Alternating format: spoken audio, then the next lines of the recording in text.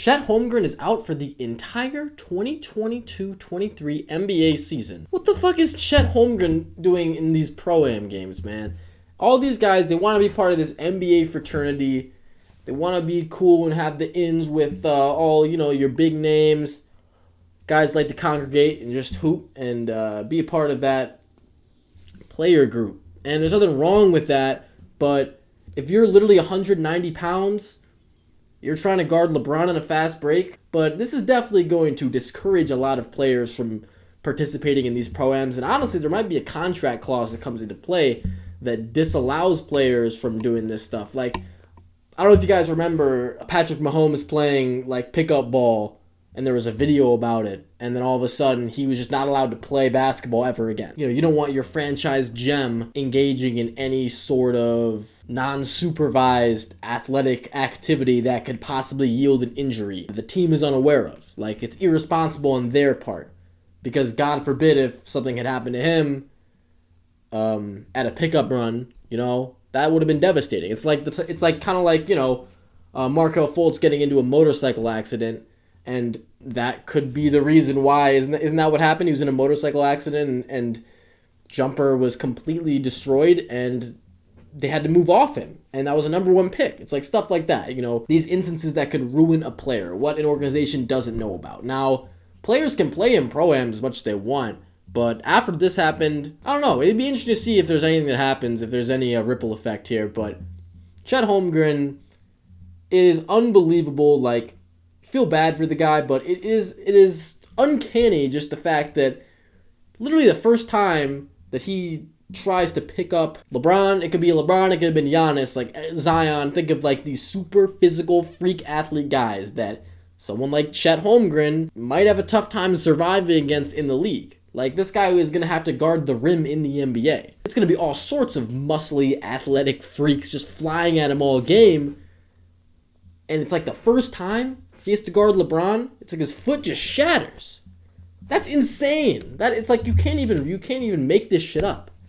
So obviously you feel bad for the guy, but god damn it, like, just you do need to be in the weight room. Before you worry about, getting to play against these guys, dude, you gotta transform your body a little bit. Obviously, hindsight is 2020. A guy like Kristaps Porzingis is a really good example. Just guy that's like a string bean built guy coming into the league. He put on some weight, and even still sustained a lot of injury problems in his career. Big men that have a certain build like that, they're just going to be generally more susceptible to major injuries. And even Chet coming into the league, like, he didn't miss any games at Gonzaga. It's not like he had the injury-prone label on him. But you just know a guy that's built like that, that's to play in the NBA, a league 82-game season, it's hard on the body. And if you're built like that, 190 pounds?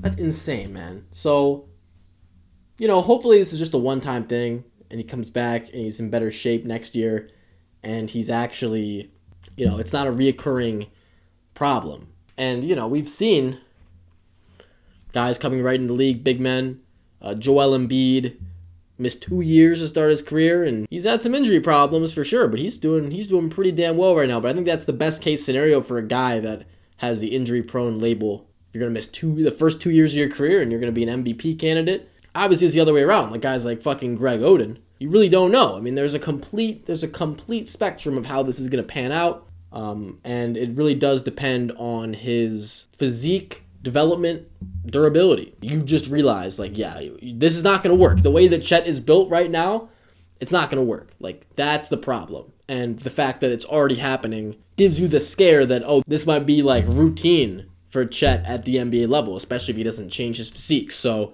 it's really going to come down to that. The Thunder, they weren't going to win any more than 25 games anyway, I don't think. And it just helps them tank for Wembanyama. So, they could just build the Twin Towers there next year, and best case scenario, they have a nice team that could maybe compete for a play-in spot next season. For the sake of the timeline, it's not that big of a deal. But for the sake of, your number 2 pick, I don't know how much else I have to say about that. Like, the Thunder, they're going to be terrible. They're going to be sub 20 games probably. Punching bag of the league once again, I would say. So